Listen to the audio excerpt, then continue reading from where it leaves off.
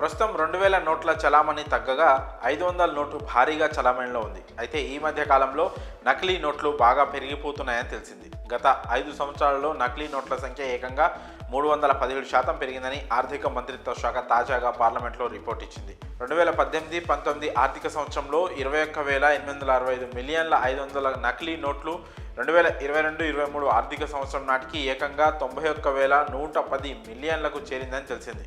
ఇక 2023-24 ఆర్థిక సంవత్సరంలో మాత్రం ఇది 15% తగ్గింది. సో టోటల్గా 317% నకిలీ నోట్లు పెరిగాయి. ఇక 500 నోట్లు అసలైనవో నకిలీవో గుర్తించడం ఎలా అనే వివరాలను ఇప్పుడు మనం తెలుసుకునే ప్రయత్నం చేద్దాం. 500 కరెన్సీ నోట్లో ఒక సెక్యూరిటీ థ్రెడ్ నిలువు గీత ఉంటుంది.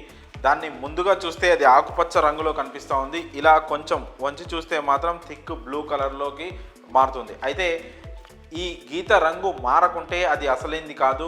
అసలు కరెన్సీ నోటు కుడి ఎడమ వైపు ఖాళీ ప్రదేశంలో కాస్త వెలుతురులో చూస్తే మహాత్మా గాంధీ పిక్చర్ అయితే మనకి కనిపిస్తుంది. అంకెలతో నోటు విలువ సంఖ్య వాటర్ మార్క్ ఉంటుంది.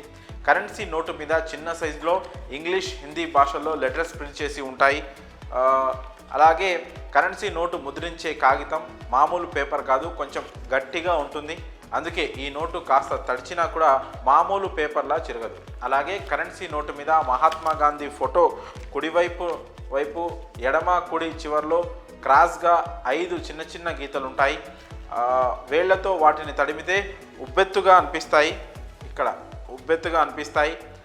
అలాగే కంటి చూపు లేని వారు కూడా దీన్ని గుర్తించే వీలుగా తయారు చేశారు. ఈ 500 నెంబరు దేవనాగర్ లిపిలో ప్రింట్ అయి ఉంటుంది. మహాత్మా గాంధీ ఫోటో కూడా ఉంటుంది. దాన్ని కుడివైపు వెలుతురుకు పెట్టి చూస్తే లోపల కూడా ఫోటో ఉంటుంది. అలాగే అశోక్ సింబల్ కూడా ఉంటుంది. ఇంకా వెనక వైపు నోటు ప్రింట్ చేసిన సంవత్సరం, Swachh Bharat logo, slogan, language panel, red fort వంటివి ఉంటాయి. కాబట్టి వీటిని ఖచ్చితంగా జాగ్రత్తగా గమనించాలి. వీటిలో ఏది లేకపోయినా కూడా అది నకిలీదని అర్థం. కాబట్టి జాగ్రత్తగా ఉండండి, మోసపోకండి. ఈ ఇన్ఫర్మేషన్ మీకు నచ్చితే మీ ఫ్రెండ్స్ అండ్ ఫ్యామిలీకి షేర్ చేయండి. అలాగే ఇన్ఫర్మేషన్పై మీ అభిప్రాయాలను కామెంట్స్ రూపంలో తెలియజేయండి.